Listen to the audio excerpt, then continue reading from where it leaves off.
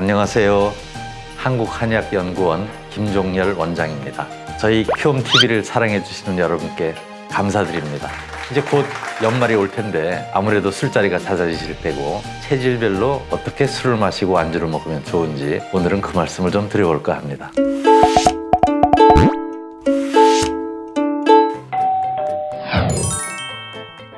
우리 주위에서 술고래라 소리 듣는 사람들은 태음인이 많습니다. 왜냐하면 태음인은 간 기능이 강하기 때문에 또 위장도 좋기 때문에 술을 많이 먹을 수 있어서죠. 그런데 아무리 그렇게 센 태음인이라도 술을 그냥 너무 많이 마시면 좋지 않고 또 잘 골라 마시면 술에 대한 피해를 좀 줄일 수 있겠죠. 이재마 선생은 태음인은 소주가 좋다고 했습니다. 옛날 소주는 10몇 도가 아니고 3, 40도 되는 도수 높은 술. 그러니까 지금으로 치면은 진짜 안동소주 같은 소주거나 위스키거나 보드카거나 그런 술이 태음인에게 잘 맞는 술이 되겠습니다. 독한 술을 먹으려면은 그러면서 간을 보호하려면은 단백질이 높은 음식이래야 됩니다. 그러니까 고기나 생선이나 이런 것들을 태음인은 꼭 먹어주고 빵소주 이거 절대 안 됩니다.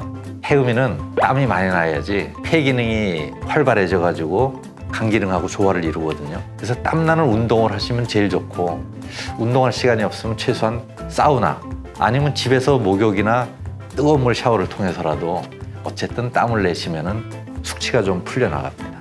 태음인의 숙취 음료로는 칡이 제일입니다. 칡은 옛날에 술독을 치료하는 약으로도 썼거든요.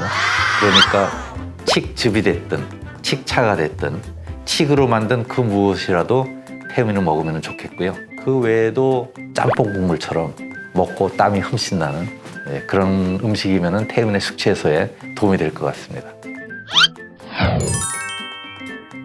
태음인하고 달리 소음인은 일단 웬만하면 술 많이 들지 마세요. 다만 위장이 약하니까 소음인이 반주를 한두 잔 하는 것은 오히려 권장을 합니다. 왜냐하면 따뜻한 술이 들어가서 혈액순환이 활발해지면서 소화 기능도 좀 좋아지기 때문에 거기까지 식사 끝나고 나서 술을 2차로 한다? 소음인은 절대 하면 안 좋겠습니다.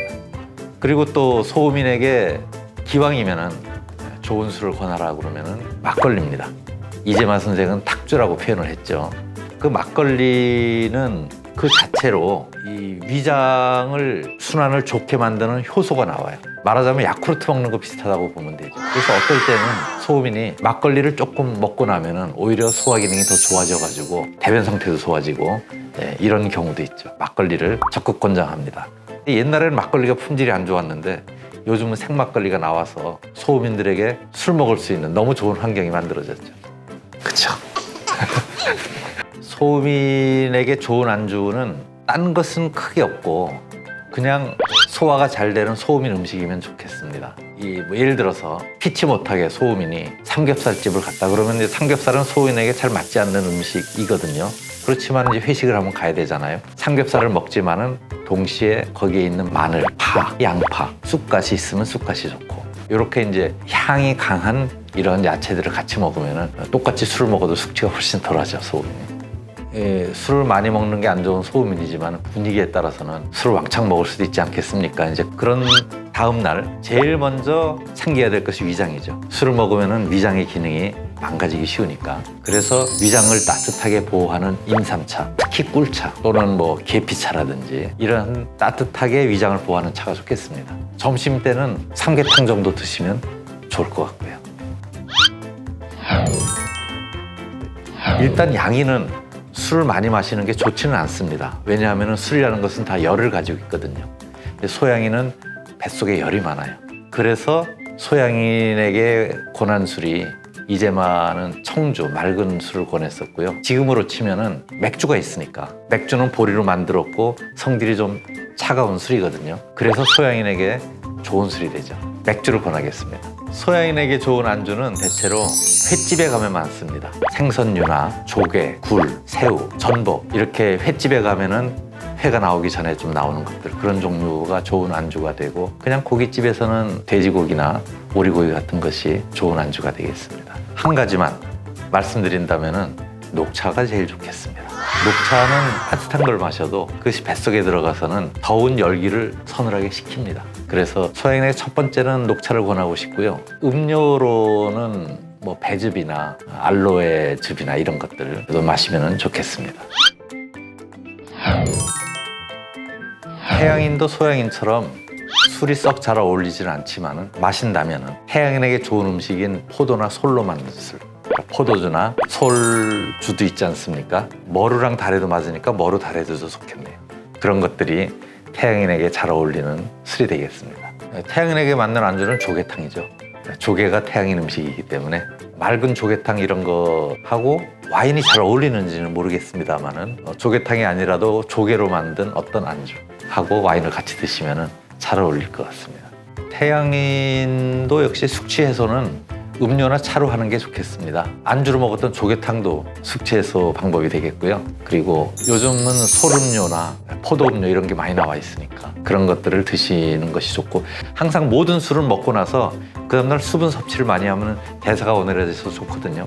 그러니까 그러한 태양인에게 맞는 음료를 많이 드시면 좋겠죠.